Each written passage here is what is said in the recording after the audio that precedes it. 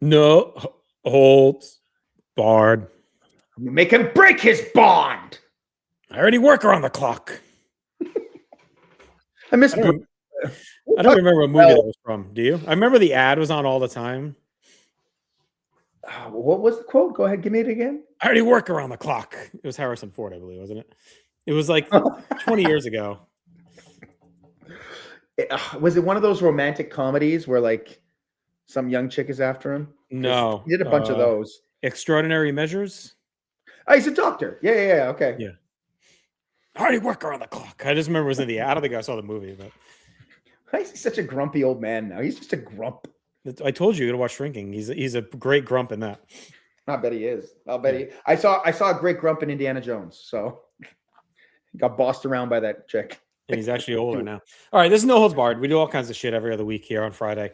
And it's WrestleMania season. And here at the No So, we can't help ourselves, Aaron, from doing WrestleMania-themed content in March and April. So our next two episodes are going to be dedicated to WrestleMania, as is pretty much everything else here at the No So. And you can find this show and many others simulcast audio on most podcast applications, except for what was the worst Indiana Jones movie? Whatever the worst Indiana Jones movie version of Spotify or podcast apps of Spotify or video on YouTube under North South Connection. And, WrestleMania is coming up. We're going to be previewing every match. We're going to have post shows. Marcus and I just finished the 95-96 season on War. We covered WrestleMania 12. We did a WrestleMania drafts. It is WrestleMania heavy content season, and it's the best. It's a fun time. It helps mark the year to do these. And we love all the engagement that we get. And Aaron, you and I kind of had a really good idea, and we had two versions of that idea, one in my mind and one in yours. And instead of trying to pick one, we do what we always do. We go big and said, we'll just do both because they're both good. Both. Yeah. They're both good. Yeah. So it's been a while since we've done a tier list. So that's what this is going to be. So this week on this episode, we're going to do a tier list of the 41 greatest WrestleMania stars. And when I say the greatest stars, I mean one from every show. So we went through every WrestleMania, me, you, and we had an assist from Chad Campbell and Ryan Gray.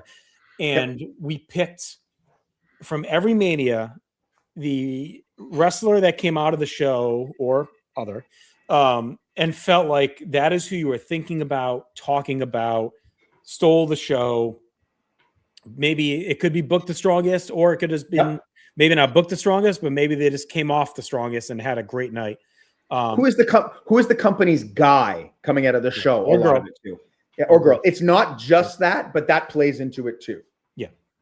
That's why you're going to see some repeats of guys. And instead of just trying to do the top 40, I like doing one for every show because it captures every era. Like, maybe the star from WrestleMania 2 wouldn't have cracked the best 40, but in that year, they were a big deal and they should be represented as such. So we've already picked one from every Mania. So they're already in the list. We're going to rank them. Yep. In 2 weeks, we're going to do this again with a different set of criteria. We're going to do the best performer from every show. So we went through and picked the best actual performance. So in ring, like whatever it is, but like who had the best performance of the night. And it can be different because someone has a great match, but they're not presented as the star of the night. Like you could, this isn't what it is, but like, let's throw Owen Hart out there. Right. In WrestleMania 10, he was probably in one of the two best matches, but you don't leave with thinking he's the star of the night. Kind of thing, right? So, he that's not what it's going to be. Yeah. Spoiler, it's not going to be him for WrestleMania 10, but you get the idea. So tonight we're going to go through and we're going to rank all of the 41 in a tier situation. And I just want to really quickly bring up the numbers. We had Chad Campbell run for us here. So I think we're doing, let me pull up the tier list and then you can see the categories. And okay. All right. So we have industry megastars. We're going to do 3 of those. And then star power is going to be 7 of those. Okay. Main eventers, 7 of those. Top of the rest, 7 of those. Mid, 7, meh, 7, and then 3. And I called it worst of the best because these are still the best 41. but they're the worst of the best, right? So WOTB. WOTB, my friends. Wada, that's what I always say. Wadham. So we're going to go 3. All these in the middle are 7s, and then another 3 at the bottom. Yeah. And I trust Chad's math because he never steered me wrong with mathing. I don't know math. I went to art school. So come on. Very good. Fuck math. All right. So now, obviously, the other thing we did not do was we didn't have a rule of like every guy can only be used once. Like we just took the best. So there's going to be at least one guy that we know of on this list that's going to be on here a lot. But we're gonna compare him against himself. We're gonna compare against himself. All right. I'm gonna pick a random one here. We're gonna start with Roman Reigns, and I believe that's WrestleMania 39. Okay, so that's him beating Cody. Yes. So this one's a bit tricky because as much as he does come out as the top star, he is what you're thinking about. It was a very divisive finish at the time. So I don't think this can finish necessarily super high. You were thinking about it, but you were angry. A lot of people were angry about it.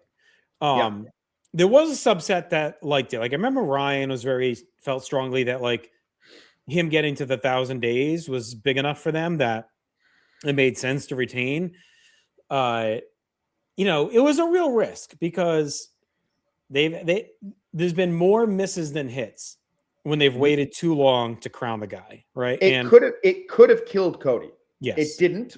I think Cody managed to survive, but it could have just cut his legs out and we wouldn't have him today the way he is. Yeah. I think the results don't always like put over the process.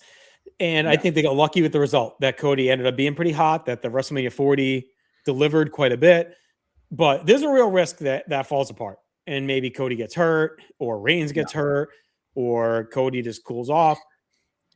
So it was definitely risky. So you definitely came out of this Mania feeling like, more of the bloodline. And I remember the complaint being right. Sokoa again just cost Cody. Like it did feel a little bit deflating in the moment. It was the same finish. The problem was and I think we have to factor that in a bit too. It wasn't a new finish at all. It was the same finish we'd seen for 2 years. Right. Just you can argue it didn't make him look strong. I mean, he needed Solo to win. Now the positive is he was the guy, and you could argue this is the very peak of maybe not the storyline. Like I know you prefer like early Bloodline reigns, but I do think it was like the peak of him being the guy. Like the Bloodline is like cooking, like the Usos are together. Like the whole show is built around him, Heyman in the fucking locker room. Like this to me is like the stretch of, okay, like Reigns and the Bloodline owns TV. And it hadn't yet been too played out. And we get to later in the year when Jay turns and all that, and like Jimmy turns on Jay, like then it starts to be like, okay. Every match is a Stanley Kubrick production too. We're not quite there yet. You know what I mean? Like, no. So we're getting there though. We're getting there. We are getting there. So this feels like mid for now, I guess. Oh, see, I was even going to say top of the rest. Yeah, let's put him there, but it might be at the bottom of that one. Yes, because okay, good. I'm glad because as we were talking through it, I'm like, oh, I think he's going high, but no, I think it's around there. You're right. He is the top star, but because it's so divisive, I don't think it can be that high. Yeah. And I think we know some of the guys coming, like obviously. So we know it just inherently that there's gonna be bigger ones. All right. I'm not even looking, I'm just grabbing. All right. So Hulk Hogan at WrestleMania 2 is our next one. Okay. So big cage match, beats Bundy, not the best challenger, but the promotion is his. He's standing tall. I do think there's an interesting twist of like that Mania though, where when you leave that show, you think of like the Bulldogs, I think, with Ozzy. Mm-hmm. And I think you think of Andre in the Battle Royal with the 2 fingers up or whatever. But he's the guy. He's the star for sure. Yes. It's probably in the mid or top of the rest. Yeah, it's just hard because the promotion is so built around him at this point. But I think of the early Manias, this feels like probably the closest thing to a foregone conclusion match, I think. Yeah. 2. I think the audience, I think watching the show, you're kind of a bit burnt out too, because of all the changes and the commentary's off. Like There's just something not quite clicking with the show. But I agree. He's not. He comes out of it such a star, though. You know, like yeah, he's not quite height of powers though. He almost is, but not quite. All right, let's put him in the top of the rest for now. Yeah, we're just gonna put everyone in top of the rest to start, and then behind Reigns or before Reigns. I think before Reigns. Yeah, I'm okay with that. Okay, let's go. Let's just get this one out of the way now. Drew McIntyre, WrestleMania 36.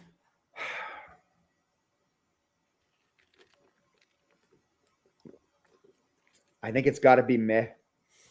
I know. Like I feel bad. as much. Like here's a caveat. Okay, I think once you throw the 2 championships in the mix, right? You're always going to split that star power a little bit. I think it's actually quite difficult. So already you've got that.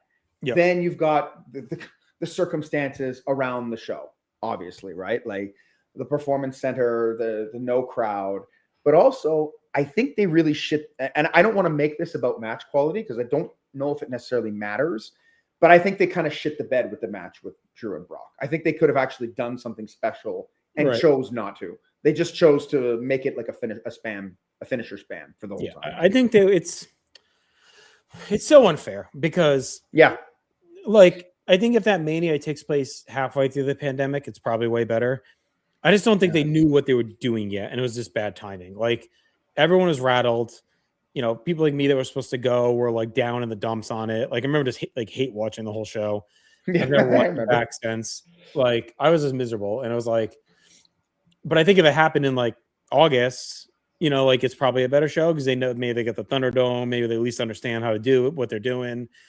So it's really hard to judge anything. And Drew was so hot with that Rumble win, and he just sucks that it happened this way for him because if that show pandemic doesn't happen and that show goes on as scheduled and he wins in Tampa in a pretty good match over Brock, like he would have came off feeling he's such a star. But the problem is, you know, pandemic wrestling is just who the fuck wants to watch it? So it's like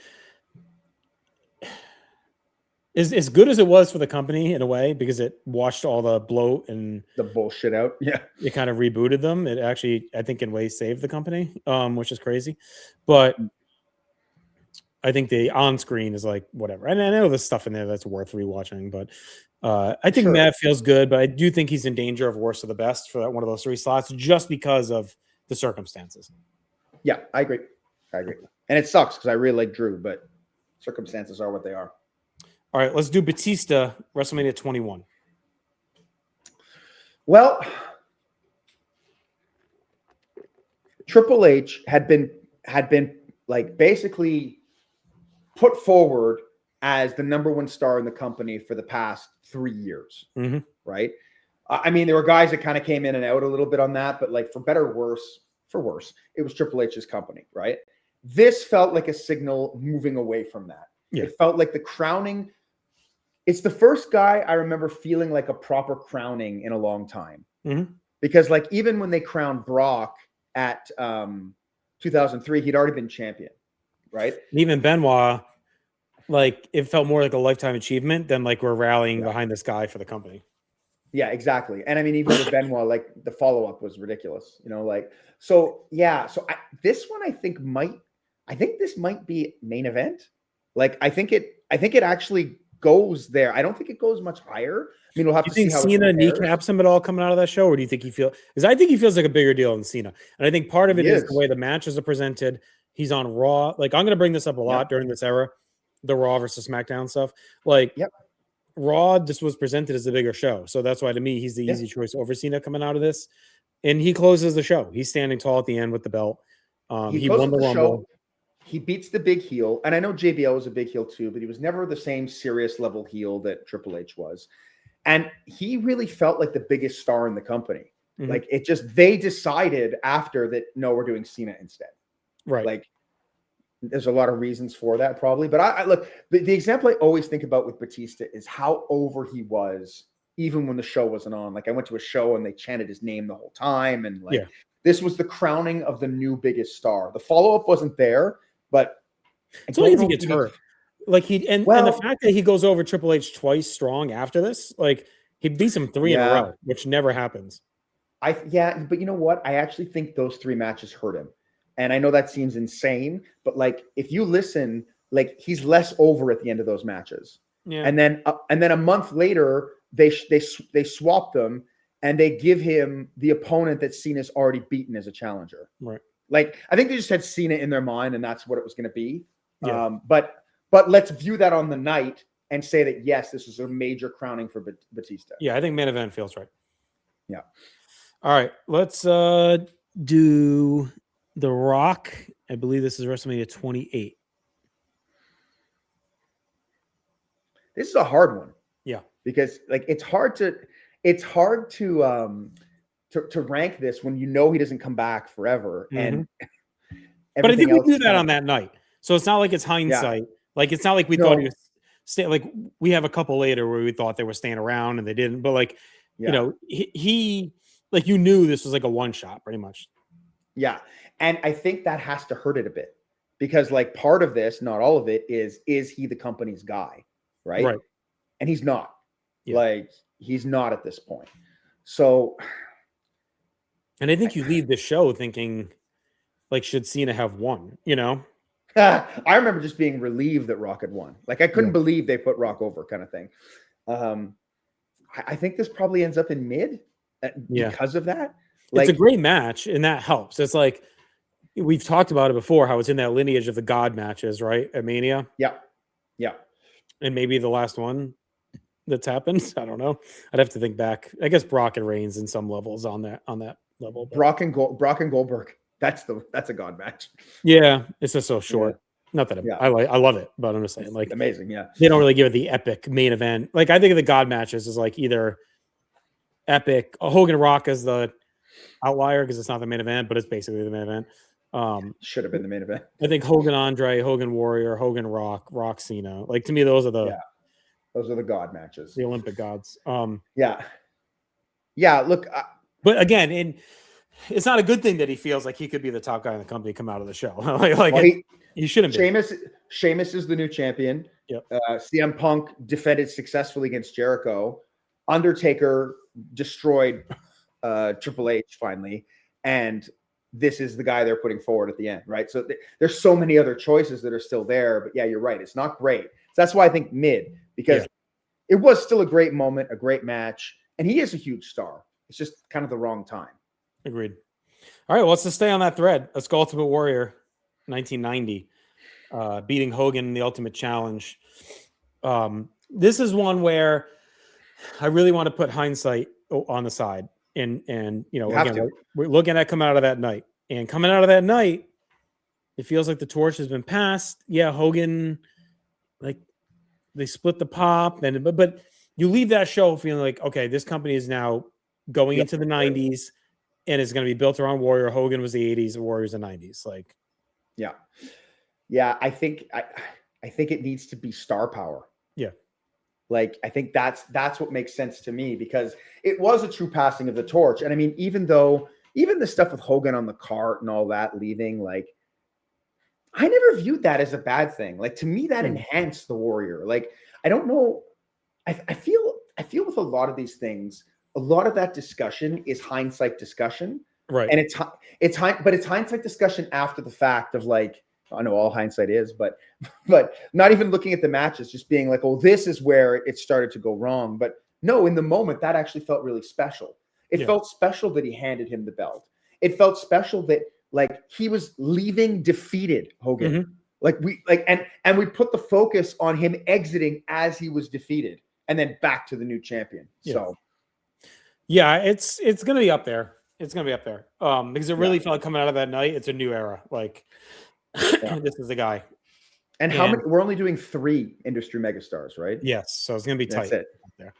I think in a weird way too, Jesse siding with Hogan in the match, like also makes Warrior feel like the guy that they're going with because Jesse was with the heels, and so being anti-Warrior and pro Hogan in that match a bit made it feel like okay, well, Warrior's the guy we're supposed to be behind, you know? Yeah, and the fact that Warrior beat him clean. Yep. Like, yeah, Hogan got a visual pin, but it wasn't dirty. Like, it's just the referee happened to be knocked out. He beat him clean. I actually thought I remember watching this as a kid, thinking Warrior was going to be a bad guy after. Yeah. But they didn't. I think that would have cheapened it. Like instead, they built him up as an equal. Yeah, he was the next god, right? All right, so let's get this one out of the way. Chris Benoit, 2004.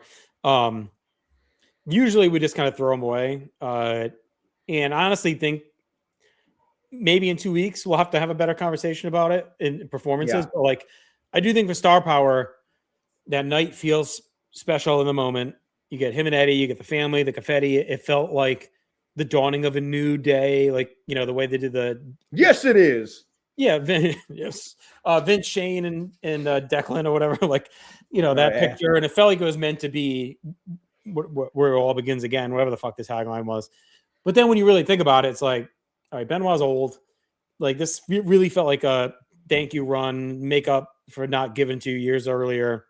Yeah, and then I don't think it's any like it's like different than Warrior, because with Warrior it's hindsight where the push goes. I think with Benoit, 80% of the people kind of knew like he probably wasn't going to be like the guy on the show. Yeah. So I think meh is probably okay. Meh. Yeah, and he might drop down, but I don't think it's bad. Like it's clearly a great moment. Yeah. In the snapshot of the moment. It's fitting he's with Pandemic Drew. Yeah. They're both sick. All right, let's do John Cena, WrestleMania 22. So this one peak Cena star power? I think it's next year. You want to do them both? Let's talk about them both. Yeah, like because it's tough. This is they're really, I think they're actually pretty close. I have a reason why I think 06 is not. Okay, what is the reason why 06 is not? Because everyone believed that Edge should be the world champion at this point. And he only was not champion because they had already set themselves on Cena Triple H for Mania. And I feel like Edge was actually more over. And that is not hindsight. That is in the moment sight. Oh, yeah. The cash in, the live sex celebration, the Flair fight on Raw. Like, he was very over, and to lose it back 3 weeks at the Rumble. Now Edge ends up having a big Mania match, so it's okay. Yeah. But like, I do think you look back at that, and it's like they could have done Edge Foley for the world title in a hardcore match, and just done Cena Triple H for like a Legends match. You know what I mean? Like kind of a top god, like one of those God matches, right? And the match you don't know how to wrestle. But like Cena, I feel like, you know, then he still loses the belt back to Edge, like, or to RVD, then to Edge. Like, it feels like he's still on equal legging with a lot of the guys. Even with Angle in late 05, the crowd really turned on Cena. Whereas in 07, it feels more like, you know, he had been champion now since September or whatever it is. And, you know, this is in the middle of his year-long reign. Like, it just feels like he's more the guy. And I actually think he gets bigger reactions in 07 against Umaga and Khali and Lashley. Like, I actually think the split is less in 07 than 06. I mean, he even gets booed. Like, there's a subset going for Triple H in this match, which tells you, like how yeah. I mean, there's a subset cheering for Shawn as well, but that's normal because he's a face. He's a face, right? Michaels, you know, like it's whereas Triple H is a piece of shit, right? So like, why would anyone be? And you could argue beating Shawn at that Mania to me is almost a bigger win because Shawn's Mr. WrestleMania, like, and I know he was supposed to be seen as Triple H, but Triple H had already lost to Benoit, and he had lost to Batista the 2 years before, so like he wasn't really dominant at Mania at this point either, you know. No, but I think he's still the final boss of the promotion. Yeah, he is. I just think I think if Cena beats him in like 04, it's bigger, you know. Oh yes, 100%. But what I'm saying is that like I think you're right with Edge. I think that makes the argument. Like if Cena beats Edge here to regain the belt, I think it's a bigger moment. Yeah, I think so too. I felt like the Shawn match. See, the Shawn match was another one. I felt like it's a foregone conclusion. That's a bit of a knock against it for me. Yeah, I do think Triple doesn't H that make the argument that Cena's a bigger star, that like that one feels like it's like Shawn has no chance kind of in a way because it's Cena in 07? No, well, yes and no, because yes, from that perspective, but no, from the other perspective of like, well, like when he beats the guy you're not necessarily expecting him to win, that's a bigger rubber stamp than like a guy that like is not really going to beat him. I think Triple H is the bigger win, but yeah, I think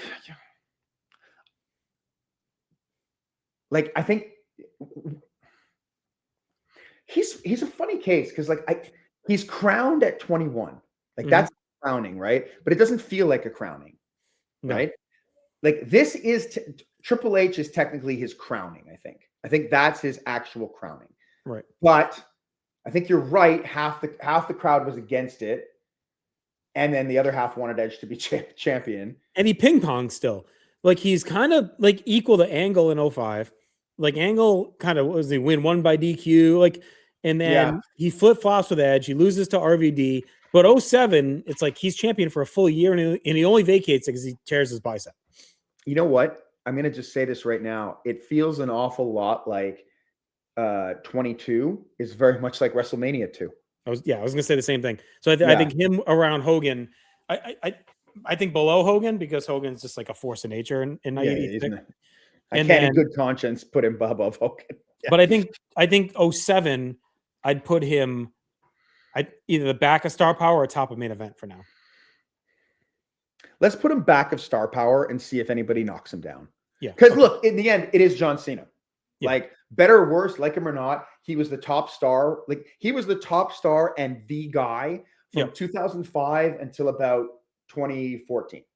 And this, to me, this is the year too, because like 08, now he's flip flopping with Orton. He's not really champion. 09, he's like with Big Show on SmackDown. Like, and then by the time he gets to like Rock and stuff like that, like then he feels like he's elevated up now to like legend status, which is almost beyond the guy. Like Punk is kind of the guy, and Cena is kind of like legendary status by like 11, 12, 13. Yeah. So to me, this is like his where like, okay, he's the workhorse. He's on every week. He's, it's his company. He's a world champion. It's insane that like they built so much of the company around a legend guy in 2012. Oh, I know. Like when you had more than capable people there. It's like 04 or 05. I think one way they could have done if I kind of liked your not to get too far in the rebooking, but like Cena Edge at 22 and just do the DX thing earlier. Have Shawn recruit Triple H and just do Vince and Shane, like, and do DX versus Vince and Shane at Mania. Like, yeah, as long as I can't lose that Vince Shane match. I know. And you lose Edge. So I mean, I think it's probably fine the way it all went, but 22 is one of those sneaky underrated shows. Like not the great Mania. Yeah. All right, so those are good. We knocked out those two once. Let's do Bret Hart at WrestleMania 10. This is the apology for the year before.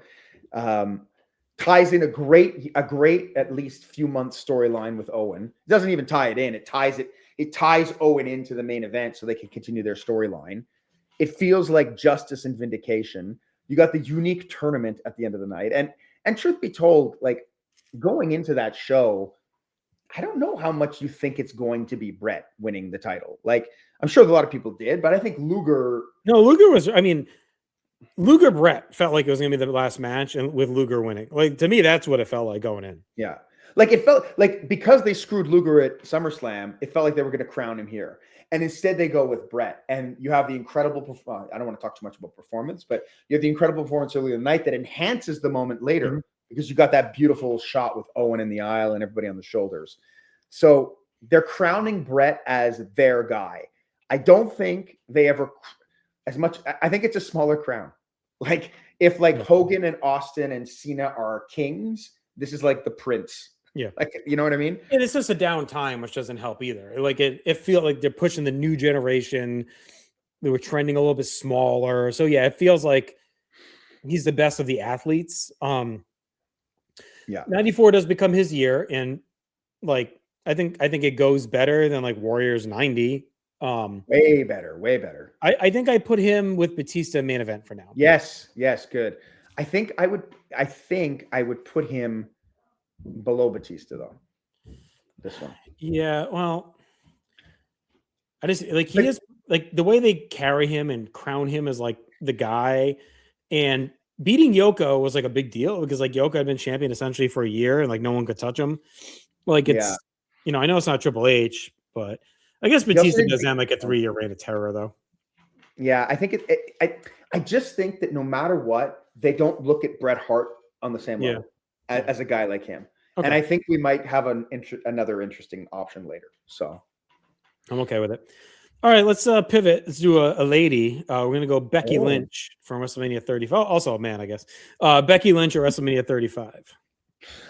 Yeah, WrestleMania 35, we kind of tossed the idea of Kofi in there too at one point, but I think we landed on Becky because she kind of is the centerpiece of the promotion at this point, which the promotion's pivoting to have the females in a better position. And at the time, like as much as I think there's some fatigue around Becky in the last couple of years, but it's hard. It's easy to forget how over she was at the time. I would say right when she got her nose busted up right before Survivor Series, even going back as far as SummerSlam, like that previous when year. When she turns on Charlotte or whatever. Yeah, like until here, she is far and away the most over character on the show. And that's everyone. Like, I mean, you got Kofi Mania, and that's kind of doing its own thing too. But I think Becky Lynch is more over. I mean, she's so over, they put the women in the main event. They never have since, right? And people were, aggravated that Charlotte got shoehorned in, right? They thought if it was a little eerily reminiscent of like 20, like where they shoehorned Shawn in and like people were pissed off. And it feels a little bit like that. Like, why does Charlotte have to be there? This is WrestleMania, right? It was kind of similar. Rousey was also at the peak of her powers, which makes Becky's win to me even bigger. It wasn't like she's the first one to beat her. Yeah. Right. So I think this is like a sneaky high one. Now, what hurts it is the finish is kind of shitty. It's at 12:30 in the morning and everyone's exhausted. Yeah. So I do think that takes a little shine off a little bit of like the moment, which is her crowning. Yeah. It's also not her fault that she gets pregnant. The pandemic comes. Like it feels like. Well, it's her fault she gets pregnant. I mean, she really chose to have sex. That's fault. Yeah, it's like she gets it and then like abdicates almost immediately. But again, on this night, it didn't feel that way. No, I do think I never minded Charlotte being put in the match, truth be told. Like I just think it would enhance the match, and I'm sure it did. But I do think her being there hurts it a little bit. Yeah. Hurts this moment a little bit. Well, and they give her the big helicopter entrance, and yeah. Now, I don't remember Becky's entrance, but she gets nothing, and so Charlotte gets a helicopter. Ronda gets Joan Jett, right? Yeah, and Becky just comes out, but that kind of plays into her character too. That she's more like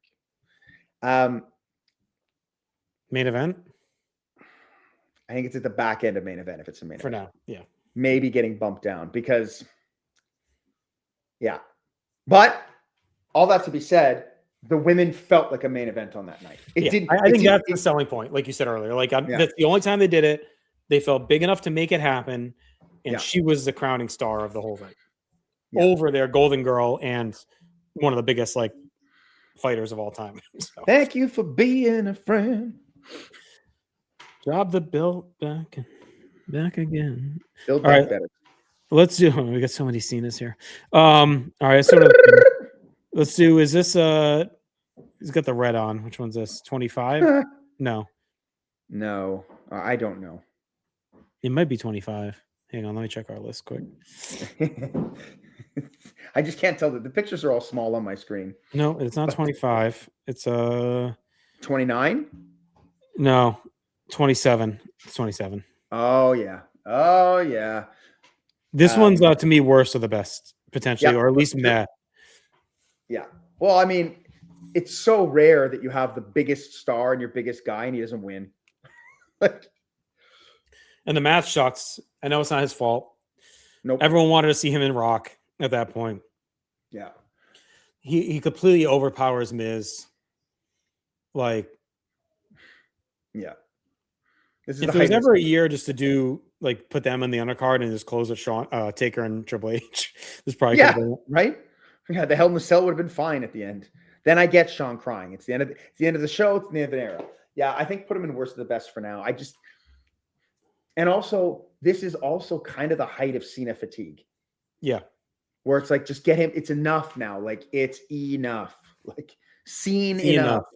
Yeah. And it's the end of, I would argue, the worst 12 months non-pandemic category that they have. From WrestleMania 26 to 27, I think is one of their worst. Brutal stretches in history. I do think things pick up as 11 goes on, but like 10 to 11 is really fucking bad.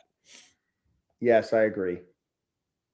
Like it's what do you? I would compare it to '95, but '95 number one doesn't have as many shows. The shows are quicker, and there's 95 always better. some. Yeah, but that's the comparison. I think. I Yeah. actually think that's unless you want to go like 16 or 7, like one of those. But Those are just bloated. I think there's still good stuff in there. yeah, This is just like, I don't know. I can tell you this: we started it as a season of war before we took our hiatus, so we didn't want to go back.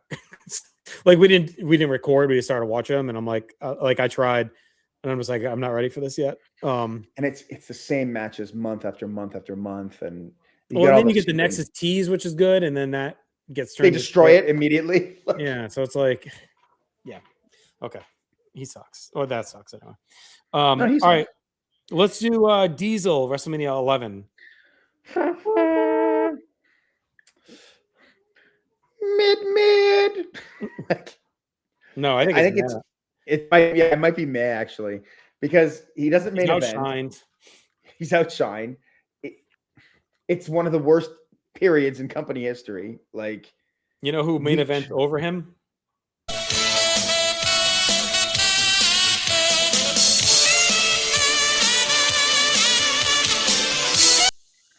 Are you Oliver Humperdinck in this situation? Never. Big Daddy Dink. Yeah. The Big Kahuna. Every stupid name he's ever had. Yeah. I mean, Bigelow made events over him. Shawn outshines him. Sid cuts a better promo than him. He always did. Shut up. Now you can say he does win clean. He does stand tall of all the celebrities. Like they do make him feel, and I do think it's the last time he feels like still vestiges of like cool Diesel. I think that fades a bit as you get into like May toward In Your House. Like I think this still felt like, hey everybody, I know it's tough to be me. Like it's always like Andrew Dice Clay or whatever. Boom bang. Hey. Yeah, he struggles, and I like it's. I like the celebrities on the show, but it feels like a very try hard Mania. Like, well, and this isn't his fault in any way. But his big crowning moment at standing tall at probably the lamest WrestleMania location of all time, Hartford, Connecticut. Like, I mean, even the city is fucking mid as it gets. So it's like, you know, as meh as it gets. Like, he's in, it's like the shittiest Mania location. Like, I'm not saying it's the worst crowd, but like, it's the dumpiest place they pick for any Mania. Yeah. Right? I can't think of a dumpier one. I think the Performance Center is even nicer than the Hartford Center. Nassau and WrestleMania 2, but they didn't do the main event there. So. Yeah, but Nassau is at least like, I don't know, like Long Island's like a hotbed and the crowd's into it, and it's still New York, you know, like Hartford's not even a cool New England city. You know what I mean? Like it's just can't even keep a hockey team. Yeah, and like even a lot of the house shows that they'd run the loops through were more like New Haven and stuff. Like it's just a real moribund Mania town. Like so I think he's meh. I think I'd put him he's behind Benoit. I don't know. He's probably behind Drew. Yeah. Let's put him behind Drew. Like Drew is more of a victim of like a global pandemic. Like, you know, like but the only thing you can say with Diesel is he does feel like the guy. Like he was hot in 94. Yes.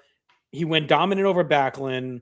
Like he does feel like the guy. Like they got him on Sports Center and like he does. They do feel like they're putting a lot into him. He trains LT, like so he's got all that FaceTime there. Like he's like a poor man's Hogan. He really is like a poor man's 84 Hogan.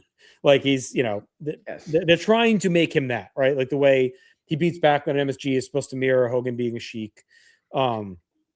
He's all over like whatever they can get him on sports wise. So I don't know. I think he's ahead of Drew. I think he's ahead of Drew. Okay, I don't care.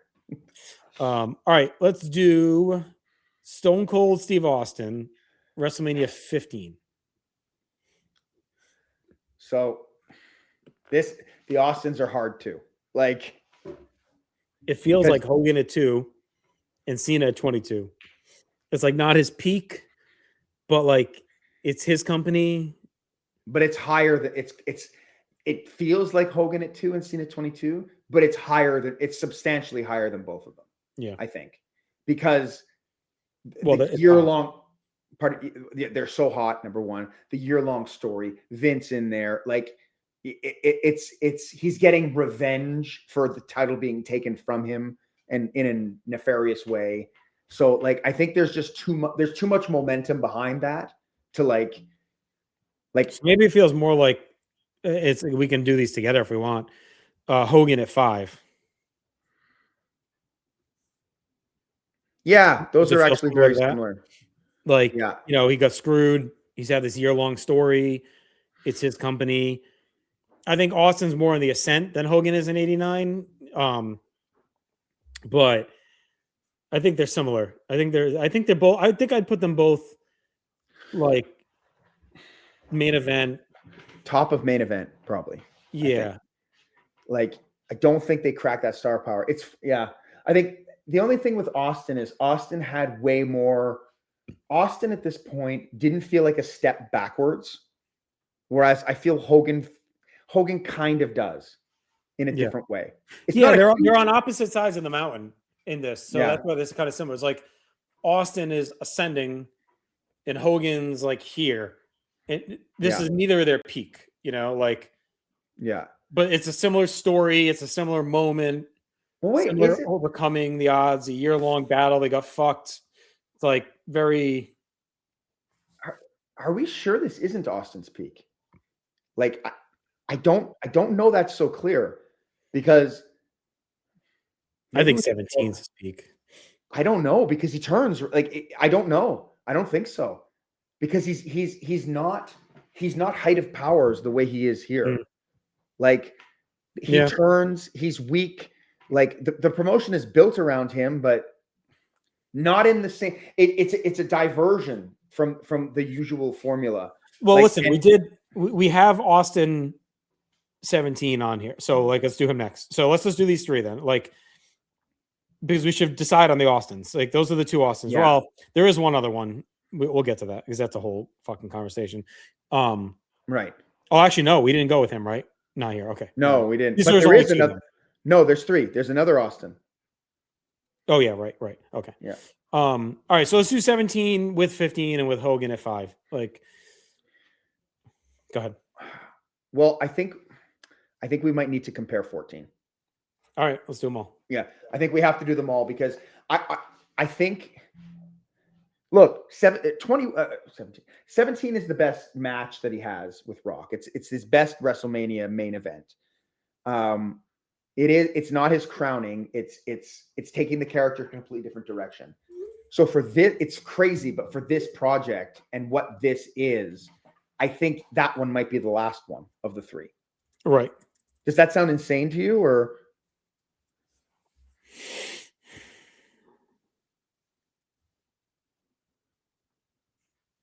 Sell me again. Sell you?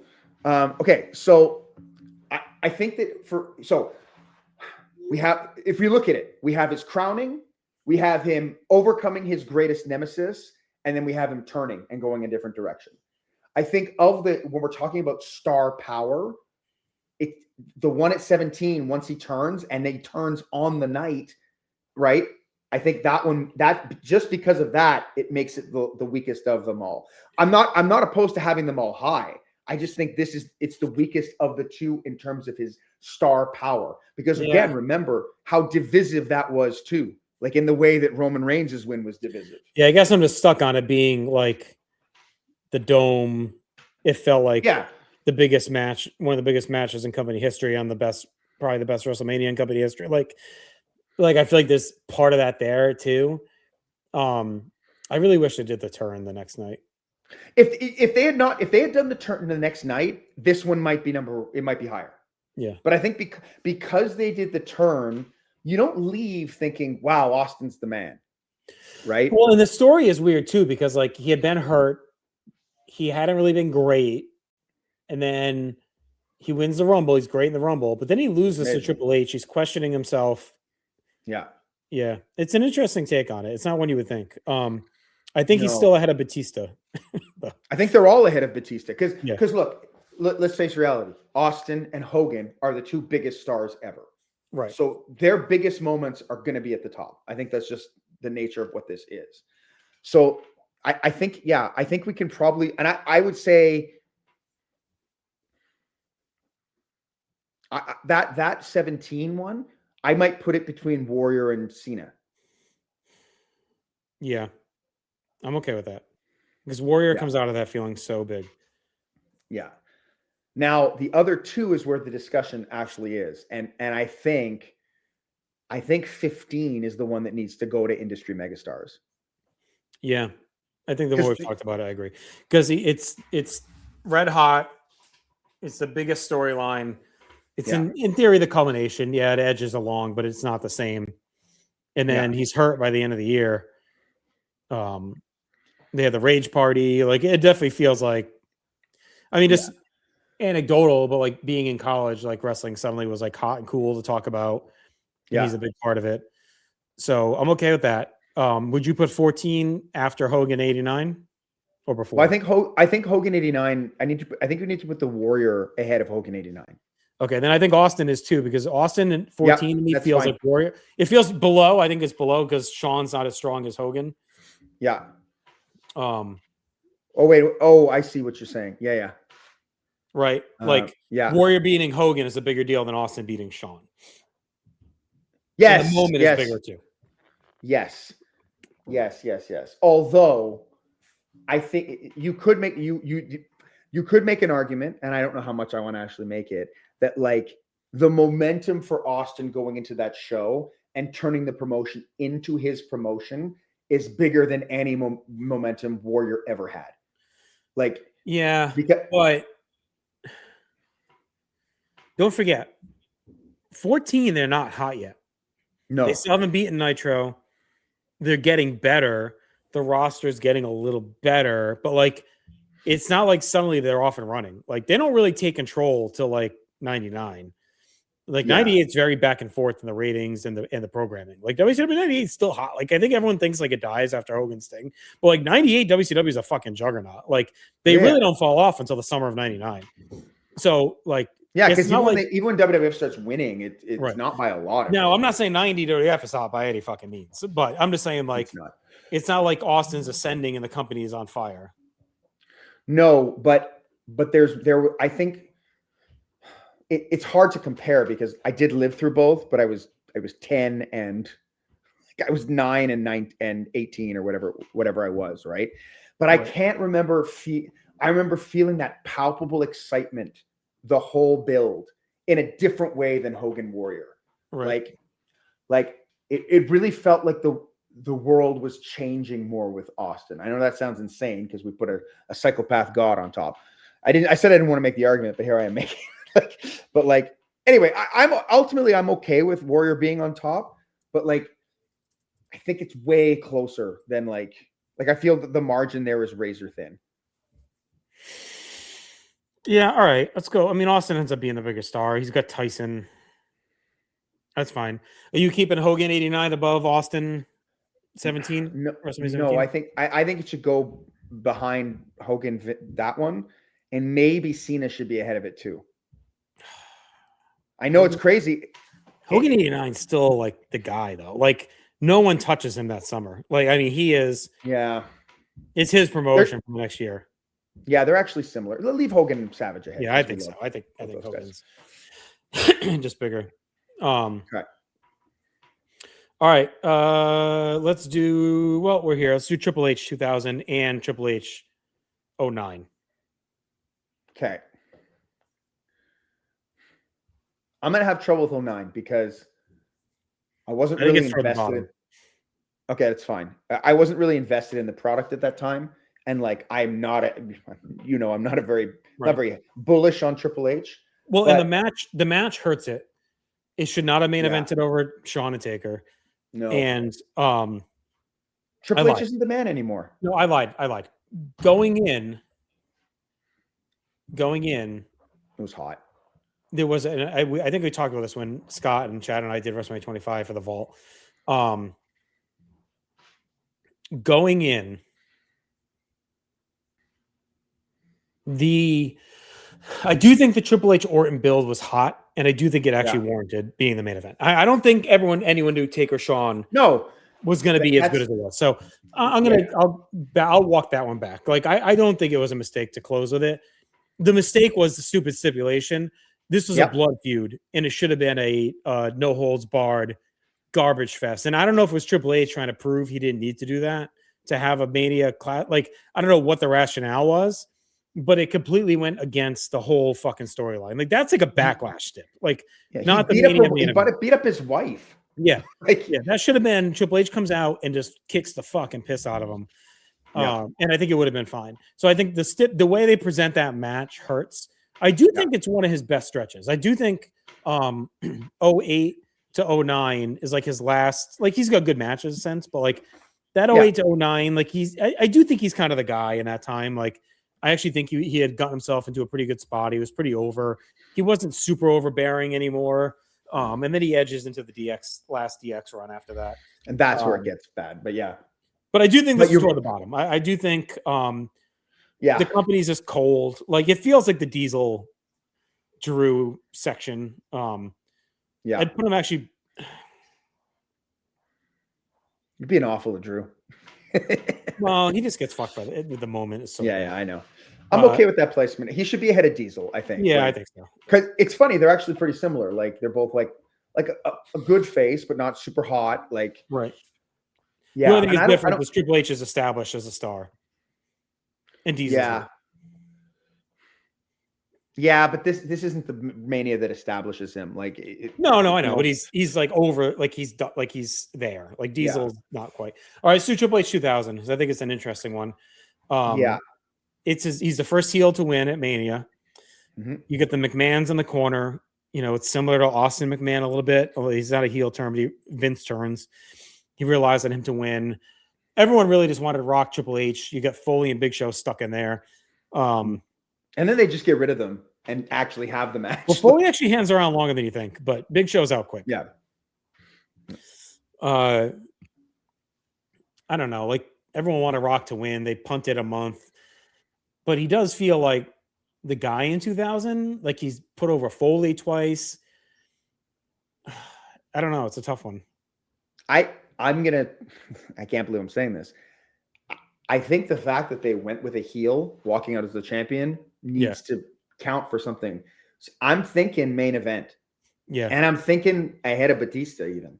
Like, because it was such a deviation from the norm, but it was the right time to do it with the right guy.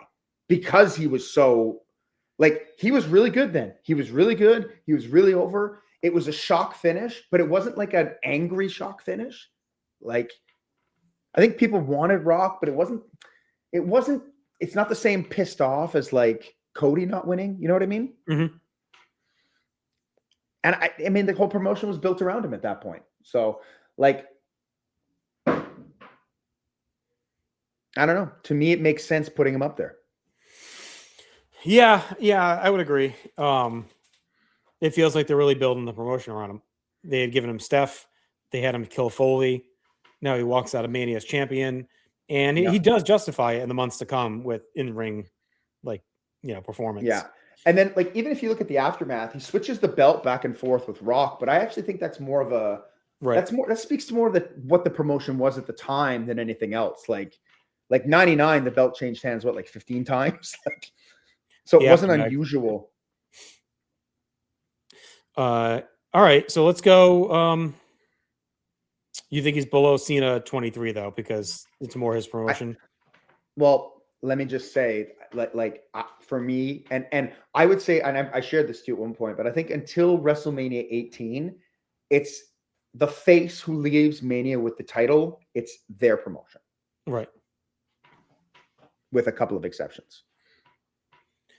I think he's good here because we kind of have the ascension, and the main event's kind of becoming like the crowning. You got Becky, you got Brett, Batista, Triple H, like the crowning, but like not the crowning, like the era crowning. Austin and Warrior, Yeah, it's not the crowning of the ultra mega stars, but it's crowning of people they're trying to move up. Of that era, yeah. So those feel right.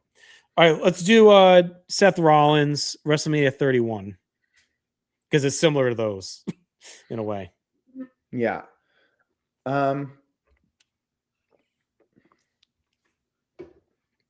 So there's still only one belt because that we're in that window where there's like because we had two belts forever, and then there's that 1.5 window or 2 year window where there's only one. So that's a positive.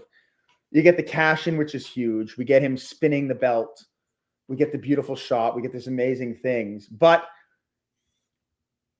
does it feel like his promotion? No, it feels like he steals the belt. Yeah. From Reigns, and he's going to hold it for Reigns to take it. Yeah. Yeah. So, but it is like the best cash in ever. At least 1-2 probably with Edge. Yeah. Well, and Edge just gets all the advantages because it was the first one, right? Like what happened in that match was nothing special. It's just whereas this was the way they did it was kind of perfect, right? Yeah. So execution wise, it's perfect. But coming out of it, you're not like Seth Rollins is the man. It's like, oh my God, like I can't believe that Seth did this kind of thing. Right. So maybe we're kind of empty on mid. Top of the mid right now. Yeah, because when I look at top of the rest, those guys that we have there now are the top guys. Right. It was just kind of the top guys, but it's a weaker options. Yeah. Mid kind of feels like, Yeah. Okay. Again, it's got nothing to do with performance or how well that moment came off. It's just, yeah, you were exactly right. It felt like he stole the belt. Oh, here's another one that I think that could fit in that area, and that's Reigns at 33. I think it's one of the few on here that's not the guy winning the belt. And maybe one of the only. I don't know. Maybe there's like one or two others, but there's a couple others. But yeah, like who were the champions coming out of 33? It was Brock and Orton. Right in the maggot match. That's right. Yeah, but again, it's a match that no one really wanted, no one really cared about, and no one wanted him to win. Yep. And the match sucked. The match sucked. It's a long show. I will say the picture it shows, that's to me maybe the best shot in company history. And he does have a good promo. It doesn't count for this, but the next night is one of his better promos of that stretch where it's my yard now and all that. Like now, yeah, the other thing that we probably need to give it some props for is he kind of dominates the Undertaker. Like he kind of puts the Undertaker down in a lot of ways. And that has to, as much as I don't like that, that kind of does have to count for something. Does the streak not existing anymore hurt it at all? Yes. Yes, because if the streak still existed, this would be probably it would be automatically in star power. Right. Right. But I wonder if they regret doing Brock and like not waiting the 3 years. Like maybe. I mean, I love the moment, the Brock moment when he does it. I think it's so. I love that it's so unexpected. I think I've come around on this one. I think it's too much pressure to put on someone that can't handle it. Yeah. Maybe Reigns could have, but I think Brock is the ultimate guy that won't get saddled with it. Yeah, and Reigns would have gotten. Yeah, Reigns would have gotten so much heat too. Like people wouldn't have been accepting of him doing it at this point. Had they built him up differently, maybe, but not here. So, all right. Maybe he goes in mid. Like, I think because of the magnitude of the way he beat The Undertaker, like, I think it's above Rock because to me it's similar, but it's at least his promotion. I don't think the promotion is Reigns's here. They're trying to make it Reigns's, but I don't think he's there yet. No, I think it's still Brock's promotion. Yeah, I think it's Brock's promotion until 18 Reigns comes back in 2020. I don't like. I still think he's still like that powerful a guy. I wonder if he should go ahead. This should go ahead of Seth because again, it's a worse moment, but it's a bigger. Yes, him beating Taker to close Mania and say I'm the guy now is like a bigger. And beating him thoroughly. Like it's not like he rolled him up. He beat him down and left him laying and then walked away. Like, yeah. Okay. All right. Let's go back to the women here. Let's do Charlotte at 34. 34 is interesting because that's like could have been Reigns, but he loses in that terrible main event. Yeah. And you could go with Brock, but he feels like an afterthought. Because remember all the rumors were that he was done. Yeah. Then he signs the extension that day or whatever. Throws the belt at Vince. Like this, it feels like he was like walking out in a way. Asuka wins the Rumble. You think this is her moment to get crowned after the great NXT Never run? lost. Yeah, never ever lost. Charlotte beats her. Charlotte gets the big entrance. And you kind of look at the rest of the show. There's like no one else really jumps out. AJ knocked, but neither of them feel big. No. Seth wins the Intercontinental, but who cares? Right. Who's the other champion at this point? AJ and Knock. Right. It's AJ and Knock Reigns is the other one. That's right. Well, yeah, Brock and leaving the show. I mean, you could say Taker, but he's so part-time because he squashed Cena or whatever, but like yeah, that was such a stupid storyline. I don't have a path to WrestleMania. Can't fit John Cena on WrestleMania. There's 300 people on the card. We got no room for him. Yeah, I think it's Charlotte, and I think she's meh. She's winning this by default because she retained her belt. Yeah, and well, she did be. Look, they did establish her as the absolute peak here. Yeah. So, but Rousey was like coming. Like I could argue she had the bigger moment of the women. I didn't even think of her as an option here. Like she could have been an option on this night because she gets the big debut win in the tag. She looks pretty dominant in that match. What about Nicholas? Little Nicky. He won the belt on his first night. He did. Not many can say it. But yeah, let's put her top of the meh. Top of the meh. Yeah, that feels right. About Benoit? Yeah. All right, fuck him. Fuck yeah. All right, all right, let's do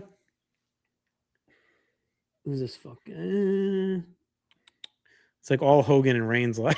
All right, let's do these two takers. What do we got here? 20 is that 27 and 28? Is that what we got? No, 27 was Cena. So we got 24 and 26. Right. I don't think either of these are high. No. Like, I think 20. I think 24 is probably higher because it's for a championship and he leaves as a champion. Right. Much as retiring Shawn Michaels does mean a lot, but it feels like a Legends. Yeah, that felt like this felt like he was on top of the SmackDown side of the promotion. And again, it's always going to be hurt because there's the two belts. But I think he did feel like the bigger deal on that night, especially with them closing the show. And whereas the 26, it's a special attraction match. So you want to say 24 is at the back of top of the rest. And then I would say 26 is similar to Rock at 28. So what I think it's behind because I think Rock Cena is bigger. I agree. And then Rock Cena actually leads to more. Right. Which I'm good with too. Well, do we want to knock that out right now? Let's do Cena 29. It's got to be low. Yeah. Probably in meh. Yeah. I'll put him behind Drew. Yeah, it's like we didn't need him winning another title there. It didn't need to be for the belt. We already knew was the guy. We're already fatigued with him. There's better options on the roster. Like they didn't know what to do with him after. Yeah. They have to turn one of your hotter faces to fight him after. Like it's a lackluster show. Right. Everyone wanted it to be Punk. He's got the camo jeans on. Like it just feels very like, and no one thought Rock was winning in any way. It's anticlimactic. And it was a letdown from the year before. Yeah. Yeah. It's like just they should have left it at that. Plus the whole once in a lifetime thing and they do it again. It was very at least do the 3-way with Punk, if nothing else. Yeah. This would have been the time. We've talked about it. This was the time to do him and Taker. Yeah, you could have done that. I think you had two options. It was 29 or 27. Or 27. Yeah. Those are the two options. And it would have made both shows better. Yeah. I think you do it here and you just do Punk Rock here. Punk winning the belt or keeping the belt over Rock or something. Or win it back. Have Rock beat him at Rumble and then do the rematch. And have Punk right it back. Yeah. I always wanted, and this is fantasy booking, but I always wanted them to do like a Cena Undertaker career match and have Cena lose. Because at that point, you're thinking, number one, you think they're going to put Cena over Undertaker. You're already thinking it. Number two, they're like, well, obviously Cena's not going to retire. And then you just have him go away for 6 months. Yeah. Come back and everybody's happy to see him again. Okay. So Cena, two of the bottom slots right now. It's a very Cena list. It's like he's got the highs and the lows. Yeah. All right, let's do Savage at 4. So obviously in my heart, it's like the top of the top, but that's not realistic. No, he feels like he's in this main event bucket to me. Like, yeah, it's a crowning. You're kind of building it around him, but it's not really his promotion. So no. to me, it's almost like the back end of this. But yeah, and he's got the big storyline, so he's better than like a Benoit and a Rollins because like he does have the main event storyline for a year. I think it he's feels probably like Brett. Yeah, I think maybe one step ahead of Brett. Yeah, because the moment is bigger. Yeah, behind Batista, because Batista really feels like his promotion. In the moment, I mean, Hogan even helps him win, so it's not like. But it does feel like a bit of a changing of the guard, whereas Brett feels like, okay, justice has been served. Like, right, because he already kind of was the guard. Yeah. All right, let's do Hogan at 9.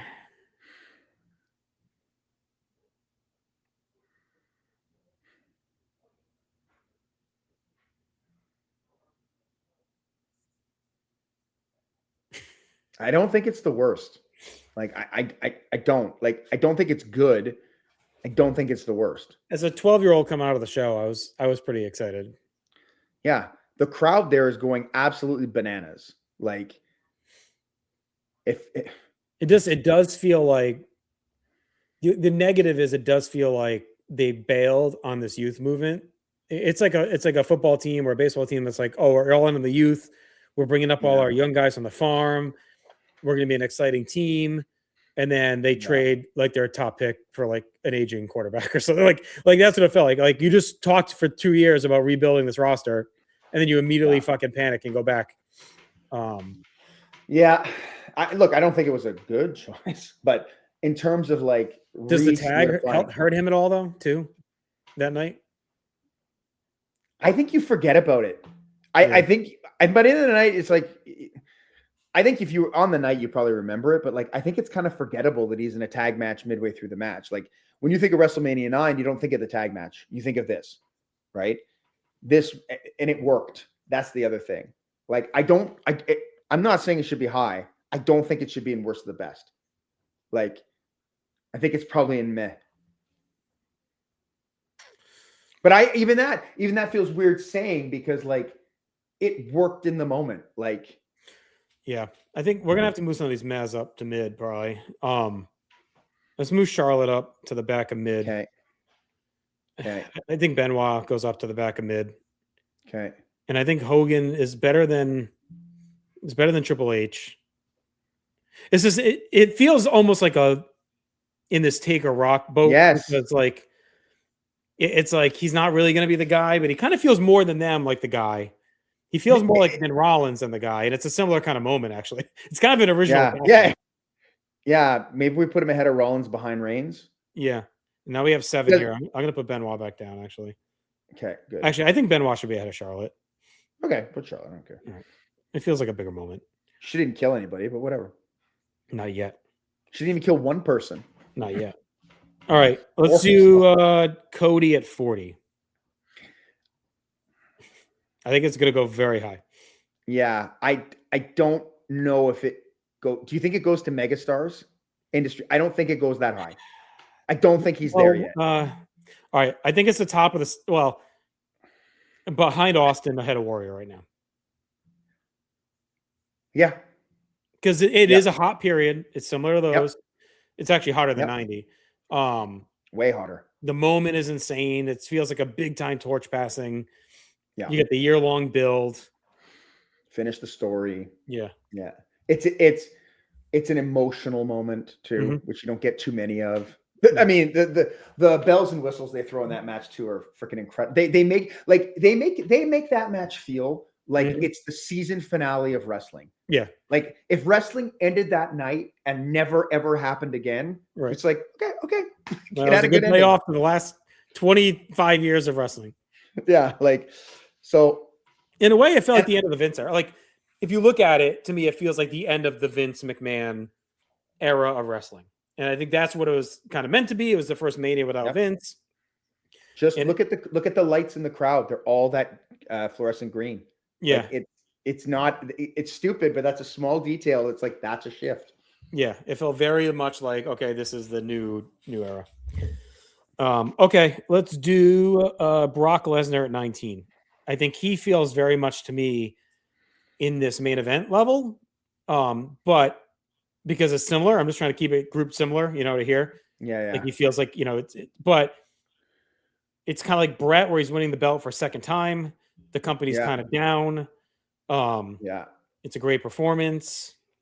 It doesn't quite feel like his promotion though, because he's on SmackDown, because we're talking about the Raw and SmackDown. He's on SmackDown. Triple H is the champion on Raw. But I do think 03 is one of the few times that SmackDown, the fall of 02 into 03 is one of the few times that SmackDown, because the world title's there and Triple H has had to be created. And he's fighting Booker like fourth from the top. Like, to me, it's one of the few times where SmackDown actually felt like the bigger show in that stretch. Vince is on SmackDown. Enough. Yeah, let's leave it there. Ahead of Becky, behind Brett. Yeah. All right. Let's do Warrior at 8. Yeah, so this is a controversial one. Like, we didn't pick Savage at 8. We didn't pick Hogan. We didn't pick Flair. We picked the Warrior because, and it's funny because like I had never ever thought about this before, but I actually think he's the biggest star coming out of that show. Right. Like it's such a huge return. It's a surprising return. It's what everyone was buzzing about coming out. And it never felt in 92 that it was Savage's promotion, like ever. No, it does. In that moment, it feels like they're finally giving him his moment. But it's like Benoit in a lot of ways. With Hogan out of the way. But it feels more like Hogan passes the torch to Warrior again than Savage. Because Warrior comes out, it feels like chips passing in the night. Hogan's gone. Now Warrior's coming in to be the top guy. And you kind of assume he's just going to go on to win the belt in the fall at some point. Yeah. They end the show with him standing tall. You kind of almost forget Savage by the end of the night in a way. Flair feels like an afterthought by the end. Sid feels like an afterthought by the end. Papa Shango was late. Yes, screwed everything up. But that said, it still doesn't go super high. No, because doesn't even wrestle. It's like a 2-minute performance. Yeah.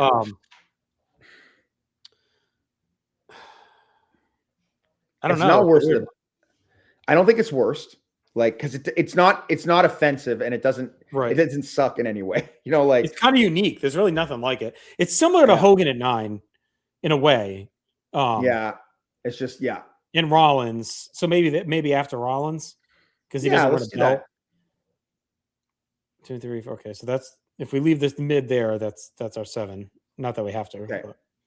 Well, we'll adjust it, right? Like, if we'll go by those numbers, but we'll adjust it as we go, right? All right, let's do Daniel Bryan, because it's an interesting one. So to me, he's in this main event level. Yeah. He gets his big moment.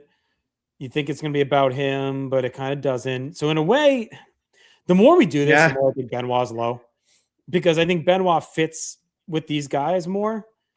And I feel like we're punishing him because of the push, and we're not punishing some of these other guys because of the push. But you mean afterwards? Yeah. I'm punishing him because he doesn't feel like the top guy in the promotion at all. Yeah. Even though he's just won that championship and done the confetti, he still. I think he should be above Hogan and Seth, though. That's fine. I actually don't mind that, but he's still not the top guy in the promotion. Is Daniel Bryan the top guy? Right. So should Bryan be? But the Bryan moment, it's really similar to Benoit. Like that's what's weird about it. It's like it feels low for Bryan, but I think everyone knew like I don't know. Did we coming out of that? Did we think he's going to finally this is his time or no? It's such a hard question. Because Triple H is out of the way. Cena feels like he's sliding down. Brock beats Taker. Yeah, although Brock beats Taker, Cena beats Bray Wyatt. Like, so those guys are coming. It's so funny that like Bryan and Benoit, their first challenger after is like Kane. Yeah, like when you don't want it to be. I'm telling you, it's a very similar scenario. It just feels so low for Bryan because of the moment. But the other thing with Bryan, it's it's a consistent story being told since SummerSlam that year. Right. Not that Benoit doesn't have a story going on too, but this is a more like. It's actually the same story. Benoit's just starts a little later. His starts in December. Yeah. But it's the same story where they're trying to put things in front of him. They're screwing him over. Yeah. Like, it's actually very similar. Yeah. This is the Bryan moment is bigger. It almost feels like I think Benoit and Bryan should be ahead of Reigns. Okay. And I want to put him at the back of here for now. Okay. And we'll put Bryan ahead of Benoit. I think Bryan should be ahead of Undertaker at 24. Okay. Like, I think so. Because at the very least, he's got both belts. Like, you know what I mean? Like, he's a unified champion. But yeah, that feels okay. All right. Let's do Shawn at 12. I think he fits right in this main event level. Yep, that's what I was going to say. Him and Brett, as always. I actually think he probably needs to go ahead of Brett here. Yeah, I think so. If for no other reason that it's his first time winning the championship. Right. Yeah, it's similar. It's a nice fit, actually, right in here with these guys. Yeah. Yeah. Because he's not at this level of star power. Yeah. But, yeah. All right. Rollins at 41. Yeah, this is when we went back and forth on a bit, too. Like, who is the biggest star coming out of 41? And I don't think there's actually a ton of great options. Like, it's not a crowning, but he does leave with the new group. He does leave with, I mean, I don't know if anybody really saw him walking out. Like, he was probably the least favorite of the three to walk out of that match winning. Well, I do think there was a lot of, like, expectation that Heyman was going to, it was kind of a little sneaky obvious that he was going to be the twist and end up picking Rollins the way the story went. So I don't think it was that big of a shock, honestly. I think it's really well executed, and I'm like at 5 on the match. Like, I think the match is awesome. So I think that helps. I think the reaction's good. Like, but in the vision, like you talked about, the vision's like a major storyline. Heyman's like the biggest manager in the last 15 years. He leaves with him. But it's night one. Yeah. It's like his 30th fucking title reign. It's like his 30th crowning as the guy. With no belt. So I don't know. Best of the mid. Okay. Yeah, like do you put it ahead of 31? It's tough because 31's a better moment, but he feels like a bigger star coming out of 41. Yes. So then we would put him ahead of Hogan too. Yeah, because I think Hogan and Rollins stay married. Yeah. But I think Reigns at 33 feels like a bigger deal. Yeah. Okay. Okay. All right, let's do Reigns at 32 because I think that's meh. I think it's similar to Cena at 29. Yeah. Yeah, he wins. Like, no one cares. No one wants him to win. I would say I'd put him behind Cena because people were like, it was like, okay, great. Like Cena, it was like we all kind of knew it was coming, but whatever. This one we all knew it was coming too, but we fought it and they still didn't like. Yeah, he wanted Ambrose. He wanted, like, it just felt very much like just get through it and then they drag it out. The match is so fucking boring. Plus, he beats, like, I know we talked earlier about Triple H being kind of the final boss for Cena, but he beats Triple H here, and Triple H is basically semi-retired. So it's not like if he would have beaten Lesnar here or something for the belt, I think we're dealing with a different situation. So I think we can comfortably move them to the worst of the best because what's left is not going to be there. Okay. So you want to leave Cena 27 as the worst? Of those three that I see, yes, I think that makes sense. Okay. You want to leave Drew above Cena 29? Yeah. Drew was a good crowning that just was flawed, like in a lot of ways. All right. Yeah, I think comfortably those are the worst three. I don't think I mean, I definitely know what's left is not going to touch those. So all right. I'm trying to go kind of leaving like some big dogs at the end here. Because I feel like we always do the opposite and end up with some weird ones. So let's do Reigns at 37. I think this one's really high. Like, this is Reigns completely at the height of his powers in terms of a character. Mm-hmm. Like, I think everything after everything after this is diminishing returns for me as a fan. But also, he beats the two top guys like around at the time. Like, Kinda. That's the only thing sticking point with me actually is that like it feels like a random, and maybe it's just me being disconnected from that era a little bit, but it right. feels like a really random main event that doesn't make a ton of sense. Like I couldn't even. I'm actually surprised sometimes that like Brian's even still around at that point. Like it feels Yeah. very. I don't know. It just feels very randomizer. It's like I think Reigns is at his peak, but like there's no hot story. It's just him piling up bodies, which is a great moment. Him stacking them both up and closing night two. It's like out of the Yeah. pandemic. Everyone's excited. It's like it's a cool moment. But like I think he's already been crowned. But he's Um, being crowned as this character. I Like, can see him as the worst of the star power. oh yeah. Well, hold on. Let's do the other reigns at the same All time. right. Because I actually think they're kind of similar. So what's more of his crowning? Wait, so Like, what's the what's other his? one? Is It's Brock where he unifies the title. 32. Okay. Yeah. No, it's not So 32. It's I mean 38. 22, 2022 or something, and 38. Yeah, yeah, So I yeah, do think he's bigger at 38 because him and Brock is painted as the God match of that era. It's the yeah, unification. Um, they had fought a million times, but they hadn't fought in a little bit, and they come back, and I think it hurt. It gets hurt because of the match. Reigns getting hurt, and the match kind of tapering off, and I think it's overshadowed by Cody and Seth, and even Austin and Owens. yeah. But to me, he feels like a bigger star there. 21. I mean, 2021 feels like, again, we kind of talked about earlier. It feels like he's like almost at the top of the mountain, and I think that's when you're your best as a character. Like I don't think your peak is always your best character. Like I think the moment Yeah, before your peak may be your best. Like everyone's ready yeah, for him to get there, and it feels like that's where he's in at 37. And part of it is maybe that we're coming out of the pandemic. There's still like 3 or 4 months of Thunderdome after that show. Like we're not fully back yet. By the next year, it feels like they're crowning him. Beating Brock in the main event of Mania to unify the belts is like a way bigger presentation than beating yeah. Edge and Daniel Bryan, who are both on the back nine. Like Edge is like Okay. nothing in 2021. He's like cooked. So why don't we take that one, the Brock one, and put? I think that's in the middle of the star power. So after Cody, oh, which one? 37 or 38? I was talking about 38. Okay. So after Cody, I think he's bigger than Cody. Yeah, It's just the Cody. It's yeah, nitpicking, right? Because the Cody moment and match is way better. It's not even close. yeah. It's never been Cody's promotion the way it was Right. Roman's promotion. Right. I think that's the argument. The only thing you could argue with Cody is that it feels like we talked about, they ended an entire era of wrestling and had him on top of the mountain of it. So whatever comes after, on that night, it did feel like it was going to be his promotion in a new era. Yeah. We have the TKO era, like this is our fucking Hogan now on that night. Yeah.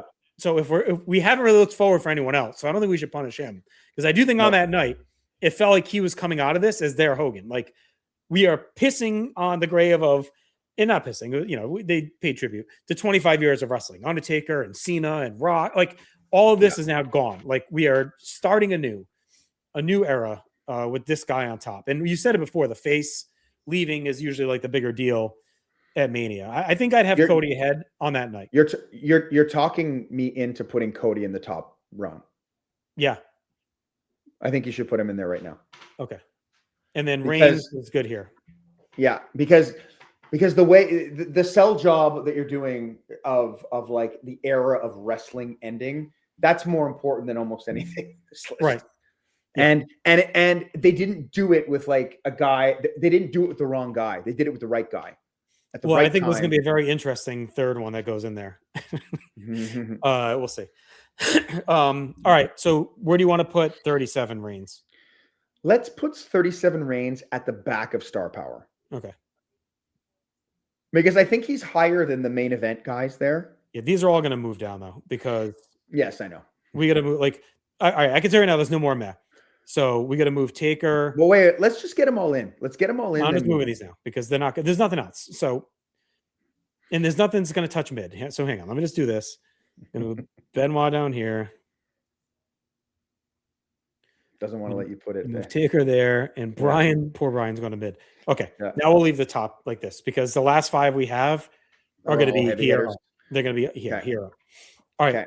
Ultimate Warrior WrestleMania 7. Okay, it's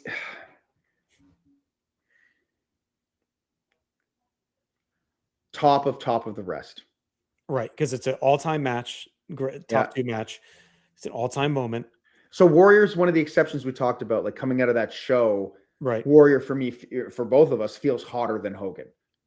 Oh yeah, for sure. Because he ends Macho Man's career, and it feels like the next step is him becoming world champion again. And now it's funny though. All 3 years in a row, Warrior felt like he was being crowned as the guy, and it just never takes off. It's really funny. They try it 3 years straight. Yeah, I think so. You put him ahead of Hogan in '86. Yes, I think so. Hogan in '86, yes, it's his promotion, but I don't know about Hogan. Maybe they need to switch. Yeah, Hogan '86 needs to be there. Yeah, it's Hogan's promotion. Right? Yes. How about Cena? Yeah, and we talked about Cena 22 not quite being there, so I think that's fine. Yeah. Okay. Yeah. All right, let's do Hogan at 18.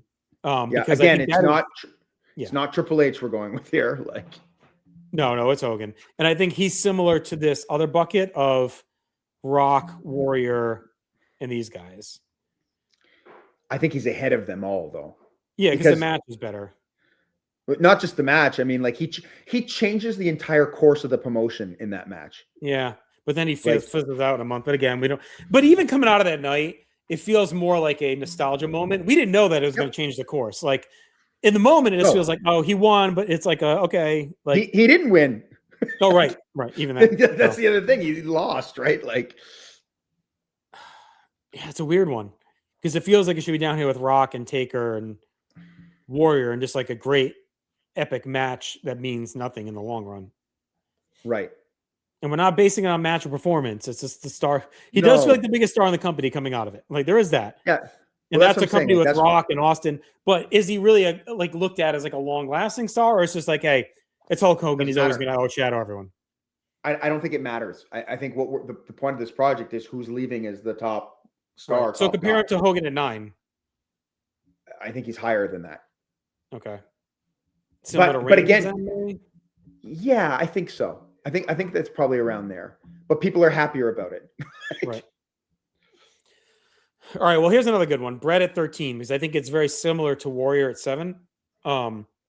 Yeah. Where it's a great top 2 match of all time, a fantastic performance. We argued about this one quite a bit, picking who. It was like Austin was in the mix, Taker was in the mix. But we kind of decided like Bret, the whole company gets built around him off of this night. He wins the match. He turns heel in the match, essentially. He interferes in the main event. Yep. Springboards into the Hart Foundation, which is the main feud of the year. So like, I think on that night, he's like the guy that Vince is talking about, him and Austin, but it feels like he wins. So, but it's similar to Warrior and Savage. I think it goes in there. I think below it, because I don't think you're thinking as much of Bret's company. No, but I'm not really thinking of it in terms of Warrior's company either. Right. Yeah, I think that's fair. I feel like Reigns 39 is low. Yes, I keep thinking that too as I see it. He should probably be ahead of Warrior. Yeah. Not Hogan. No, I think that makes sense. And how about Bryan? It doesn't feel like Bryan's company. Yeah. Okay. All right. I'm moving back to the top of the. I'm okay to put Bryan ahead of Cena and maybe even Bret if you want, but I can't see him going higher. No, I think it's fine there. I'm moving Becky to top of the rest because our last 2 is not going to be there, and I'm moving Roman 37 down to main event. Okay.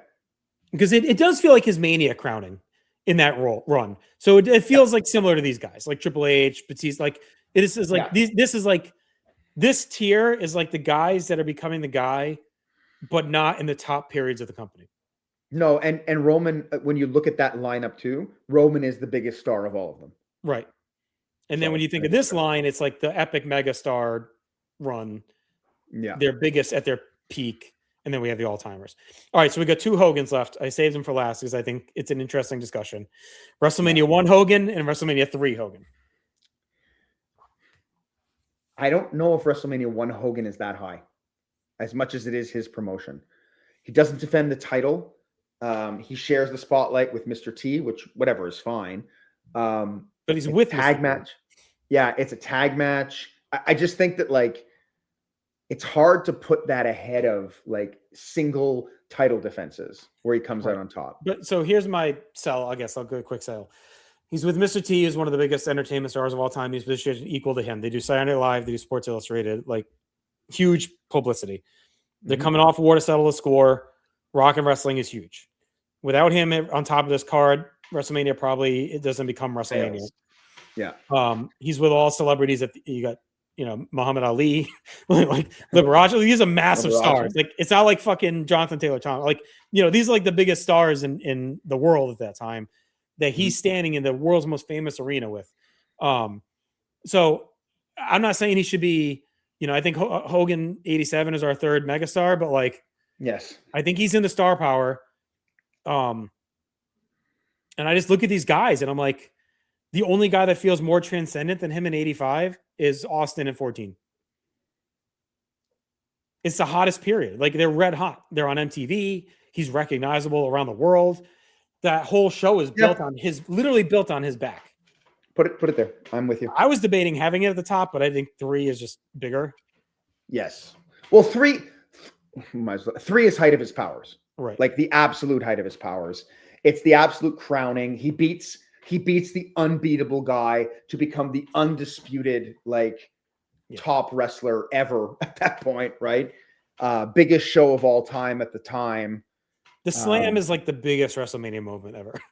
So I think it's still the first thing on their intro, right? Like, yeah, no, he's easily number one, like Hogan 87. I mean, the biggest star in the world. Austin 99 is the biggest star in the world. Cody at 40, the biggest wrestling star of the world. And those are like the 3 hottest periods when you look at it, right? Like 87, the peak of the rock and wrestling. 99, the peak of the attitude.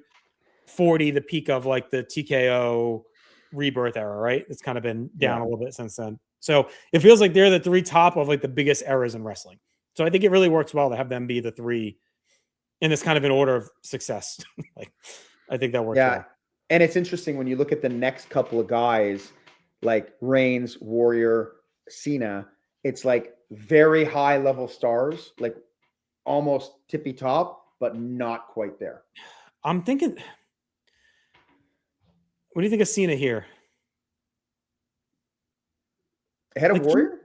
Yeah. I'm okay with ahead of Warrior. I think Cena's like on the Mount Rushmore, and like his biggest moment should be high. It's just, these are 14 and 1 are transcendent, and him and Reigns are kind of like, I could even argue him over Reigns, but I'm fine because the bloodline is such a big storyline. But it's not even the bloodline. I think that Cena in 07 is going to suffer from there being 2 belts. Yeah. Like there's another championship. Undertaker's the champion at the end of the night. Like, right. You can make the argument. Whereas Reigns, he's got both. I'm not just trying to make it about that, but it's his promotion in a way that it's not Cena. I just think Cena moving up ahead of Warrior makes sense to me. I'm fine with that. I think this looks right. Hogan 5. I don't know. You think that's high? It's higher than I would have thought it would go. I just don't see one that should be ahead of it. No. Because don't forget, that's like the highest grossing Mania, too, for a long time, I think. Wasn't it? Yeah. Plus, it caps off like the greatest, like a top 3. To me, the top 3 storylines of company history are the Bloodline, Austin McMahon, and the Mega Powers. Like, those are the biggest 3 that they've done. Yeah. No, I think it's fair there because I was thinking, do you put Reigns at 37 ahead of him? No. Nah. I consider Triple H like just the surprise and whatever, but that doesn't feel right either. Batista's not big enough. Bigger. Yeah. Like, what do you think what's crazy? Yeah. Becky might be the one, like if we were looking at it slightly differently, but I don't think so. Should Becky be ahead of Brock? 03? Yeah. I think so.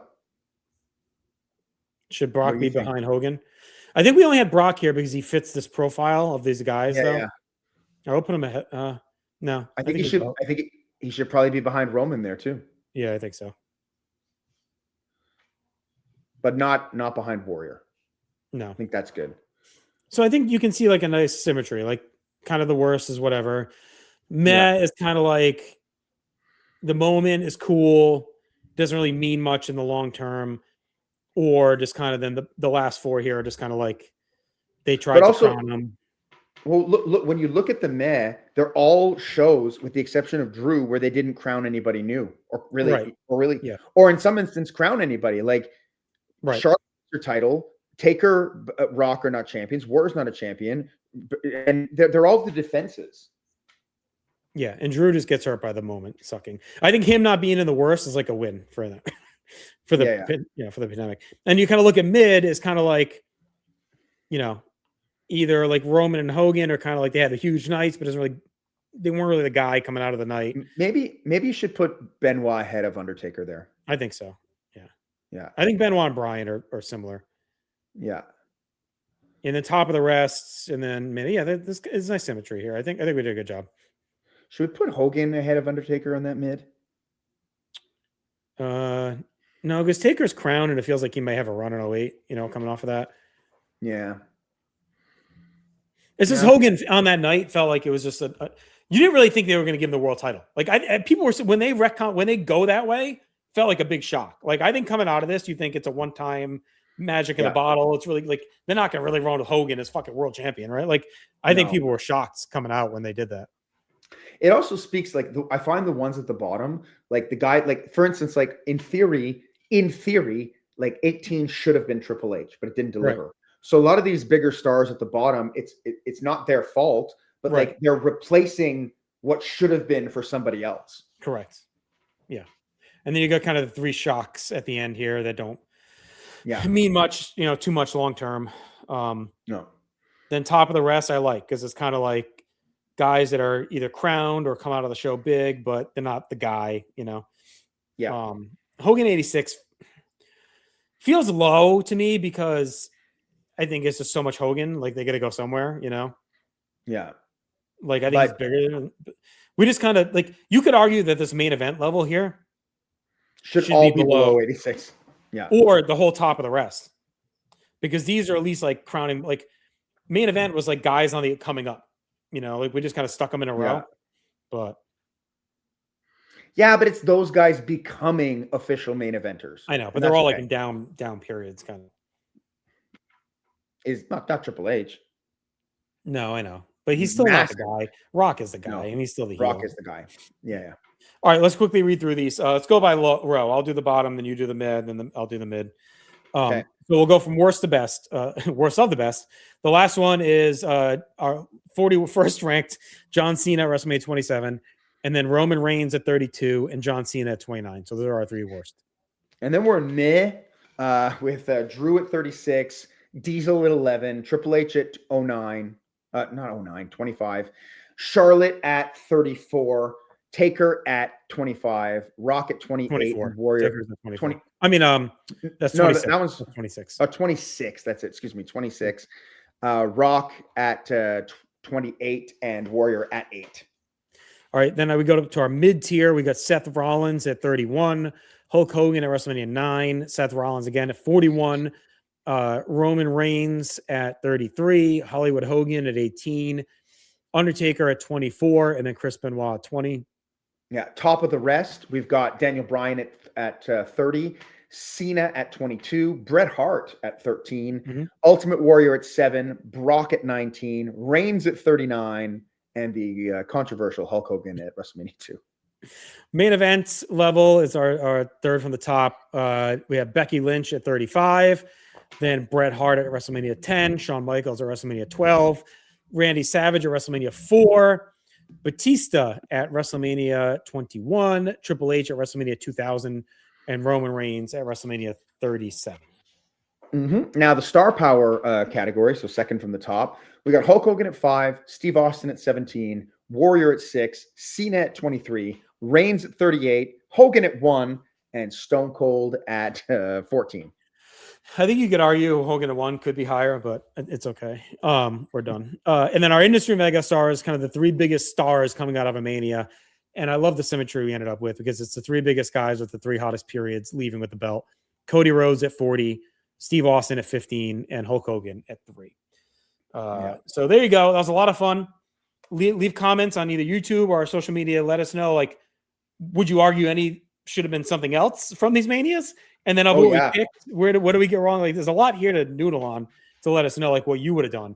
So feel free to do a version of this.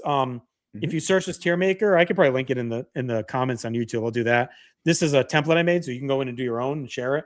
So feel free to do that, and then let us know what you thought. We'll be back in 2 weeks. We're going to do this again by performance only, not by star power, nothing else. It's the actual performance on that night. And then, of course, we'll have tons of other WrestleMania content coming at you. Until then, the Dookie's been dropped. We'll talk to you in a couple weeks. Bye, Jockass Fisherman.